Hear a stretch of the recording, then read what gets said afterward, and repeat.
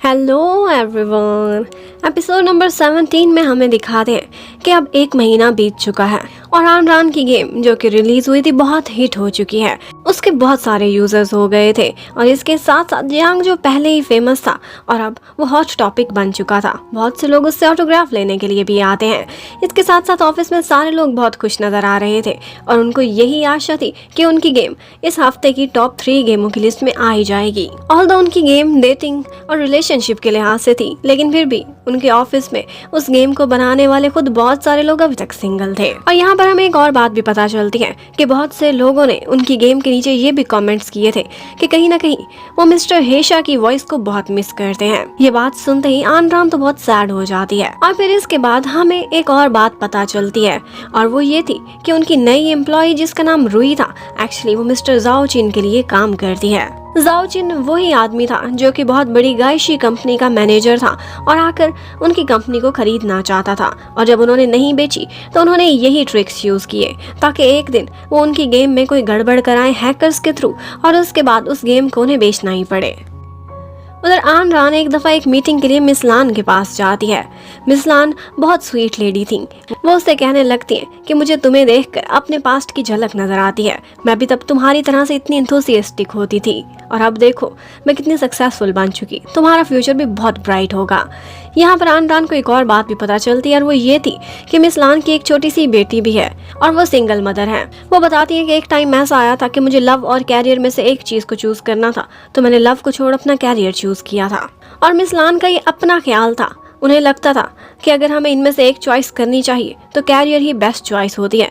कभी कभी ऐसे मौके आते हैं कि हम लव और कैरियर को साथ लेकर नहीं चल सकते। अब आन रान जब वापस जा रही थी तो वो देखती है कि यान जोए के जो पोस्टर्स हर जगह लगे हुए थे अब वो उतारे जा रहे हैं।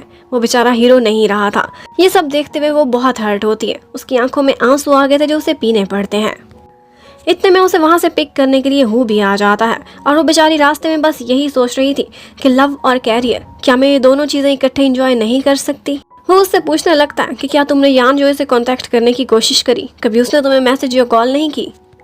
लेकिन वो बताती है नहीं, अब सब कुछ खत्म हो चुका। और वो बोलने लगती है कि उसने मुझे बचाने के लिए अपना पैशन, अपना वॉइस ओवर छोड़ दिया। मैं किस मुंह से उससे कांटेक्ट करूं, मुझे शर्म आती है ये सब करते हुए। और मुझे ऐसा लगता है कि शायद मेरी लाइफ में लव की कोई जगह ही नहीं। ये दूसरी दफ़ा एक फेलियर था। अब उसके बाद आन रान घर आ जाती है और वो अक्सर हेशा की ऑडियो बुक्स भी देखती थी और सोशल मीडिया से कांटेक्ट में रहती थी। उसे पता चलता है कि जैसे यान योए को बहुत से लोग उसी की तरह से मिस कर रहे हैं जो उसके फैंस हैं। वो भी उसे बहुत मिस करती थी। उसे ऐसा लगता था कि जैसे उसकी लाइफ सूनी सूनी है। एक्चुअली यान योए ने तो उसे प्लांटेशन सिखाई थी। अब वो जब भी पौधों को देखती थी तो उसे यान की यादें आने लगती थी। वो अपने प्लांट्स के साथ साथ उसकी बैल्कनी में जाती थी और उसके प्लांट्स का भी अच्छे से ख्याल रखती थी। बस इसी तरह से उसके दिन गुजर जाते थे यान की यादों में। इतने में उसकी कंपनी में एक इमरजेंसी आ जाती है और वो यही थी कि उनकी गेम पर हैकर्स ने अटैक किया है और वो ऑफलाइन हो चुकी है। वो सब परेशान थे कि हमने इतने अच्छे से सारी तैयारियां की हुई थी, लेकिन ये सब कैसे हो सकता है। लेकिन उन बेचारों को ये नहीं मालूम था कि उन्हीं के ही बीच में एक गद्दार छुपा हुआ है और वो रुई थी जिसने उनके सर्वर की सारी इंफॉर्मेशन लीक की थी गायशी कंपनी को। अभी वो परेशान ही खड़े थे कि इतने में हैकर उनको कांटेक्ट करता है और कहता है कि 2 लाख युआन के बदले गेम वापस कर दूंगा। कहती है कि ब्लैकमेल होकर हम कभी पीछे नहीं हटेंगे, ये इसका सॉल्यूशन नहीं है। अब इसके साथ साथ मिस लान को भी ये सारा कुछ पता चल गया था और वो उसे कल के दिन एक मीटिंग के लिए भी बुला लेती है। अब शाम को हर कोई ऑफिस से चला गया था। आन रान और हु ही रह गए थे। हु उससे कहता है कि अगर तुम बोलती हो तो मैं अपनी फैमिली के थ्रू ये पैसे अरेंज करता हूँ। लेकिन आन रान का कहना था कि नहीं, इस तरह से नहीं। इस गेम में हमारी 10 साल की मेहनत लगी हुई है, कोई ना कोई सॉल्यूशन जरूर निकल आएगा और मुझे यकीन है कि गेम हमें वापस जरूर मिलेगी। अब वो भी वहाँ से चला जाता है। वो अकेली ही ऑफिस में रह गई थी। वो हेशा की एक ऑडियो बुक सुनने लगती है जो कि सैड थी। बस वो सुने जा रही थी। कैरियर में भी बहुत परेशान थी और लव लाइफ तो पहले ही उसकी डिजास्टर थी। उसकी आंखों में आंसू आ जाते हैं और वो बहुत सारा रोती है। अब नेक्स्ट डे उसकी लाइफ की सबसे इम्पोर्टेंट मीटिंग थी। उसके साथ हु भी था और वो लोग जाते हैं रिपोर्ट करने के लिए अपने इन्वेस्टर्स को। और उनकी मीटिंग थी पेजन और मिस लान के साथ। वो लोग उससे एक्सक्यूज पूछने लगते हैं और ये कहते हैं कि अभी तक तुम लोग गेम रिकवर क्यों नहीं कर सके। अब पेजन उससे पूछने लगता है कि इस सब का क्या सोल्यूशन है। तो आनरान कहती है कि हम इस गेम के सर्वर को शट डाउन कर देंगे और इसे एक सिंगल प्लेयर गेम बना देंगे, और जब हालात हमारे कंट्रोल में आ जाएंगे तो वापस हम ऑनलाइन हो जाएंगे, और अभी तक गेम में जितनी भी इन ऐप परचेजेस हुई थी वो सारे वो अपने कस्टमर्स को वापस करेंगे। लेकिन पेजन को उसका ये मशवरा बिल्कुल भी पसंद नहीं आया था। वो कहता है कि बेटर सोल्यूशन ये है कि आप लोग अपने सर्वर को अपग्रेड करो, किसी बड़ी कंपनी जैसा कि गाइशी उससे कॉन्टेक्ट करो और उनके साथ कोलैबोरेट करो, आप लोगों का प्रॉब्लम चुटकियों में हल हो जाएगा। लेकिन आनरान नहीं मानती और वो हु से पूछने लगते हैं। वही उस कंपनी का सबसे बड़ा शेयर होल्डर था। वो आगे से कहने लगता है कि जो भी आनरान का फैसला है वही मेरा फैसला है। यहाँ पर वो लोग काफी देर तक आर्ग्यू करते हैं और इन दी एंड मिस लान एक डिसीजन लेती हैं, और वो यही है कि ठीक है, आनरान ने जो फैसला किया वो तो लागू किया ही जाएगा, लेकिन इन्वेस्टर्स होने की वजह से हम भी पावर्स रखते हैं और अब आनरान रेस्ट पर जाएगी और जो भी कोलैबोरेशन है हम हु के साथ करेंगे। अब हु और पेजन ने ही मिलकर आनरान की कंपनी को संभालना था।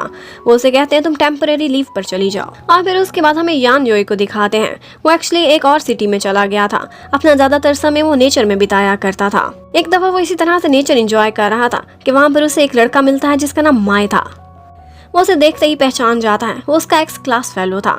वो आते ही उससे मिलता है और उससे कहता है कि मुझे सारी परेशानी तुम्हारी पता है और मुझे ये भी मालूम है कि तुम कोई बुरे इंसान नहीं हो, ना ही चोर हो सकते हो। वो उसे बताने लगता है कि मैं इसी शहर में रहता हूँ और मैंने नया स्टूडियो भी खोला है, कभी मुझसे मिलने के लिए आना, मैं तुम्हें अपना स्टूडियो दिखाऊंगा। लेकिन यान जो किसी भी दोस्ती में नहीं पड़ना चाहता, ज्यादातर टाइम अपना तन्हा ही बिताता था। उधर आनरान, उस बेचारी का तो कैरियर भी अब तबाह होने वाला था। वो अपनी सारी पैकिंग करती है, ऑफिस से जा रही थी। सारे लोग बहुत ज्यादा सेंटिमेंटल हो रहे थे। वो उसे रोकने की भी कोशिश करते हैं, लेकिन वो कहती है मैं सब कुछ छोड़ के नहीं जा रही, बस थोड़े टाइम की बात है, मैं वापस आ जाऊंगी। और जिस रूही की वजह से ये सारा कुछ हुआ था उसे शायद थोड़ी सी शर्मिंदगी हो ही जानी चाहिए, जो कि उसके फेस से नजर आ रही थी। अब आनरान घर पर जाती है। इस मुश्किल टाइम में उसे यान योई की बहुत याद आ रही थी। उधर हमें यान योई को दिखाते हैं। उस बेचारे की हालत तो बहुत खराब लग रही थी। उसे रात में नींद भी नहीं आती थी, उसे स्लीपिंग पिल्स लेनी पड़ती थी। अब नेक्स्ट मॉर्निंग जब यान योई उठती है तो वो सोचने लगती है कि आज तो मुझे ऑफिस भी नहीं जाना, मेरी लाइफ का आगे क्या बनेगा उसे कुछ समझ नहीं आ रही थी। इतने में वो परेशान बैठी हुई यान को याद कर रही थी कि उसके घर पर कोई आता है और वो होते हैं उसके अपने डैड। उसके डैड को उसकी सारी परेशानी पता चल गई थी और वो फौरन से अपनी बेटी से मिलने के लिए आए थे।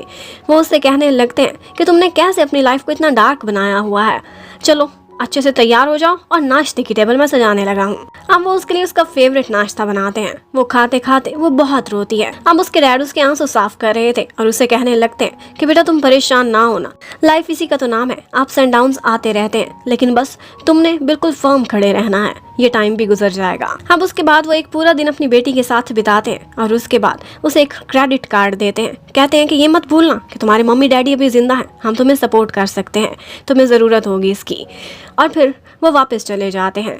जब वो जाते हैं तो आनरान एकदम सैड खड़ी हुई थी और सोचने लगती है कि जब हम एडल्ट्स हो जाते हैं हमें लगता है कि हमारे पेरेंट्स, उनकी परछाई की हमें ज़रूरत नहीं है, हम इंडिपेंडेंट हो चुके। लेकिन मैं बहुत लकी हूँ, जब भी मुझे कोई मुश्किल कोई मुसीबत आती है तो मेरे पेरेंट्स एक पेड़ की तरह से मुझे साया देते हैं और उनकी प्रोटेक्शन में बहुत सेफ फील करती हूँ। और इसके साथ ही यान योई को दिखाते हैं जिसमें उसका फ्रेंड कह रहा था कि एक नई एनिमी के लिए एक डबिंग एक्टर की ज़रूरत है, तुम्हारी वॉइस से ज़्यादा अच्छी मुझे कोई और वॉइस नहीं लगती, प्लीज़ इस प्रोजेक्ट को कंसीडर करना।